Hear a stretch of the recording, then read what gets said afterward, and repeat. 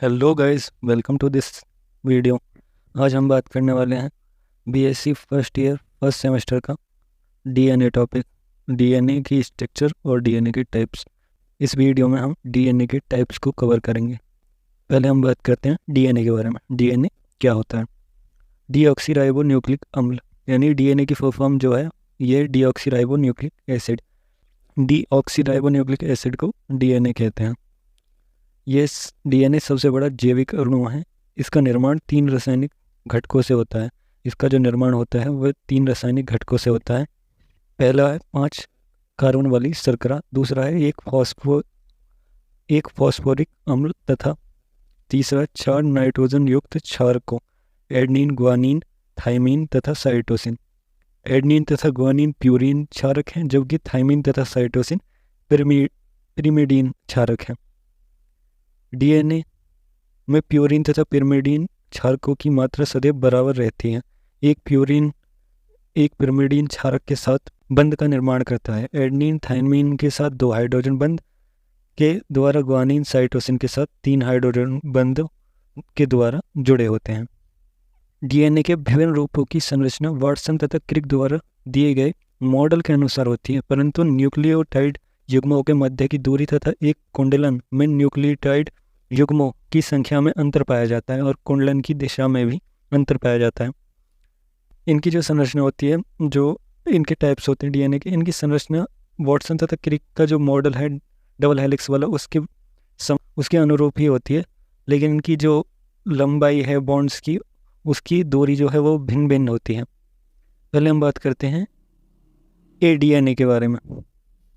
एडीएनए, इस प्रकार के डीएनए में दोनों श्रृंखलाएं दक्षिणावर्त दिशा में कुंडलित होती हैं। इसके एक कुंडलन में न्यूक्लियोटाइड युग्मकों की कुल संख्या 11 होती है। एडीएनए हेलिक्स का व्यास 23 एंगस्ट्रॉम होता है। यदि सापेक्ष आर्द्रता 75% कर दिया जाए तथा सोडियम, पोटेशियम या सीजियम आयनों की सांद्रता बढ़ा दी जाए तो बीडीएनए एडीएनए में बदल जाता है। जो हमारा मेन डीएनए होता है वह बीडीएनए होता है। अगर बीडीएनए को सांद्रता कर दी जाए, आर्द्रता जो है वो 75 कर दी जाए और सोडियम तथा पोटेशियम या सीजियम आयनों की सांद्रता बढ़ा दी जाए, तो जो हमारा बीडीएनए है वो एडीएनए में बदल जाएगा। अब हम बात करते हैं बीडीएनए के बारे में। बीडीएनए वाटसन एवं क्रिक द्वारा दिए गए मॉडल बीडीएनए की संरचना पर आधारित था। जो अब वाटसन तथा क्रिक द्वारा दिया गया मॉडल में जो डबल हेलिक्स स्ट्रक्चर पढ़ते हैं वो बीडीएनए है। इसमें भी दोनों श्रृंखलाएं दक्षिणावर्त दिशा में कुंडलित होती है तथा एक कुंडलन में न्यूक्लियोटाइड युग्मकों की कुल संख्या 10 होती है। इसके हेलिक्स का व्यास 20 एंगस्ट्रॉम होता है। यह सामान्य रूप से पाया जाने वाला डीएनए होता है।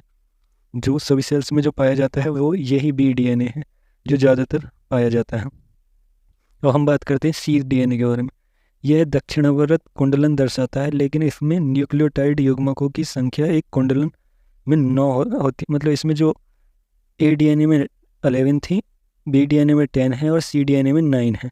इसमें हेलिक्स का व्यास 19 एंगस्ट्रॉम होता है। यदि सापेक्ष आर्द्रता 66% व डेथ आयंस की निश्चित सांद्रता को हो तो बीडीएनए सीडीएनए में बदल जाता है। इसका व्यास 19 एंगस्ट्रॉम है और इसमें जो आर्द्रता है वो 66% कर दी जाए और आयंस की निश्चित सांद्रता हो तो बीडीएनए जो है, जो हमारा मेन डीएनए है बी, वो सीडीएनए में बदल जाएगा। तो आप ऐसे याद रख सकते हैं कि जो ए है उसमें 11 न्यूक्लियोटाइड्स होते हैं, बी में 10 न्यूक्लियोटाइड्स होते हैं और सी में 9 न्यूक्लियोटाइड्स होते हैं। मतलब ए बी सी में एक एक कम होता जा रहा है।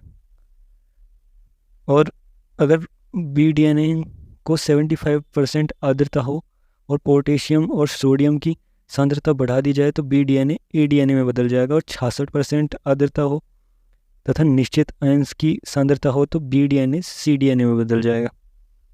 अब हम बात करते हैं डीडीएनए के बारे में और जेडडीएनए के बारे में।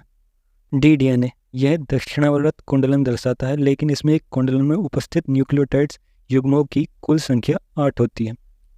इसमें जो है न्यूक्लियोटाइड्स की जो संख्या है वो 8 है। और अब बात करते हैं हम जेडडीएनए के बारे में। यह वामवर्त कुंडलन दर्शाता है। इसके कुंडलन में 12 न्यूक्लियोटाइड्स युग्मों में पाए जाते हैं। इसमें जो न्यूक्लियोटाइड्स युग्म है वो 12 पाए जाते हैं। इसके हेलिक्स का व्यास 18 एंगस्ट्रॉम होता है। दोहरे हेलिक्स के प्रत्येक कुंडलन की लंबाई 45 एंगस्ट्रॉम होती है। नाइट्रोजन क्षारक युग्मों के मध्य की दूरी 3.7 एंगस्ट्रॉम होती है। जेड डीएनए की खोज अलेक्जेंडर ने की थी। इस प्रकार का डीएनए सर्वप्रथम संश्लेषण डीएनए में देखा गया। इसे जीपर डीएनए भी कहते हैं। जो हमारा जेड डीएनए है उसे जीपर डीएनए भी कहते हैं। और इसमें न्यूक्लियोटाइड युग्म 12 पाए जाते हैं। इसका व्यास 18 एंगस्ट्रॉम होता है और जो नाइट्रोजन क्षारकों के बीच की दूरी होती है वो 3.7 एंगस्ट्रॉम होती है। इसकी खोज अलेक्जेंडर ने की थी। अब हम डीएनए के महत्व की बात करते हैं कि डीएनए का महत्व क्या है।